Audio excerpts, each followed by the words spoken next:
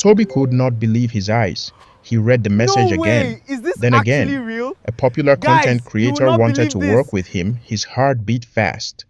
"This is real," he whispered. He quickly replied, "Yes, I'm interested."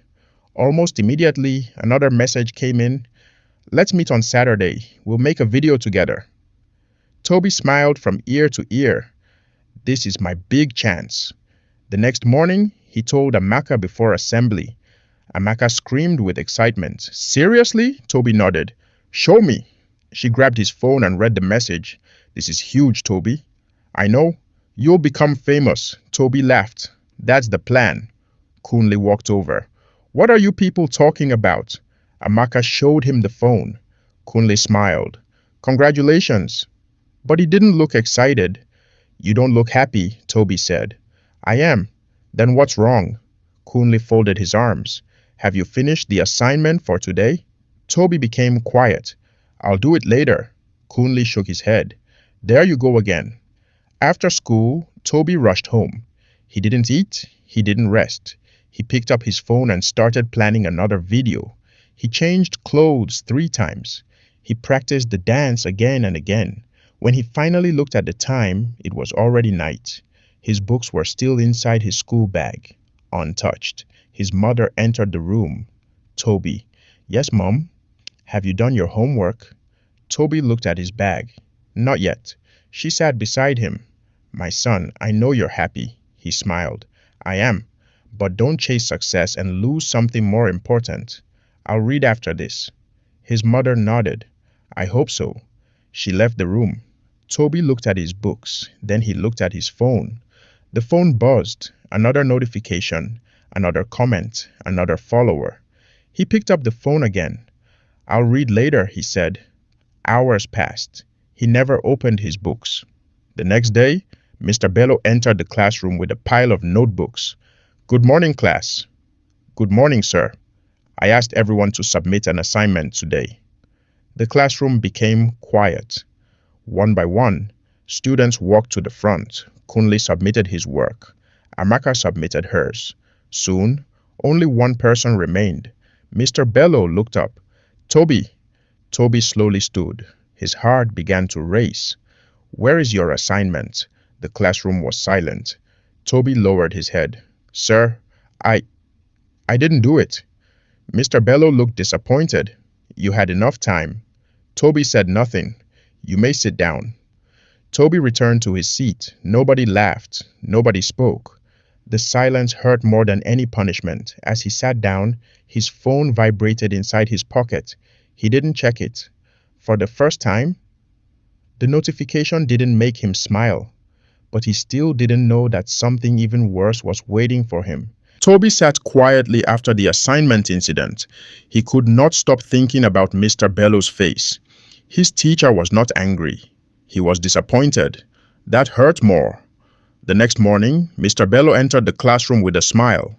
"Take out a sheet of paper," he said. The class became quiet. "We're writing a mathematics test." Some students smiled. Others looked nervous. Toby's heart skipped a beat. He had forgotten about the test. He had planned to read the night before. Instead, he spent hours making another video. Mr. Bello shared the question papers. "You have 30 minutes. Begin." Toby looked at the first question. It looked familiar, but he could not remember the answer. He turned to the second question. Nothing. The third. Still nothing. His heart began to beat faster. Around him, students were writing. Pens moved across the paper. Nobody looked up. Toby held his pen. He stared at the questions. His mind was blank. "This can't be happening," he whispered. He managed to answer a few questions. The rest, he guessed. When the bell rang, he dropped his pen. He knew he had done badly.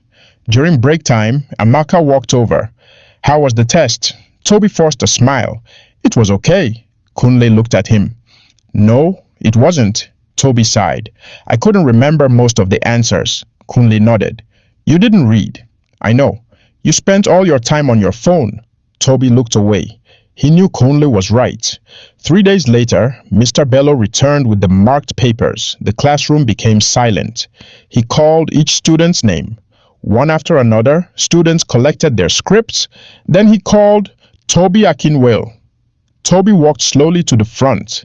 Mr. Bello handed him the paper. He looked down. 8 out of 20. His hands became cold. It was the lowest score he had ever received. He slowly returned to his seat. Nobody laughed. Even Amaka looked worried. Kunle leaned closer. "My guy." Tobi did not answer. He folded the paper and kept it inside his bag. For the rest of the day, he hardly spoke. That evening, he sat alone outside his house. His phone buzzed again and again. The video had reached 1.2 million views. People kept following him. People kept praising him. But he did not smile. He remembered only one thing. 8:20. His mother came outside. She sat beside him. "You've been very quiet." Tobi brought out the test paper. She looked at it. Then she looked at him. "My son." Tobi lowered his head. "I'm sorry, Mom." She placed a hand on his shoulder. "You can still fix this." Tobi looked up. "But you must choose what matters most." Before Tobi could answer, his phone buzzed again. It was another message from the famous content creator. "Don't forget our collaboration this Saturday. It could change your life." Tobi looked at the message. Then he looked at his test paper. 2 choices stood before him. One could make him famous. The other could change his future. He didn't know which one to choose.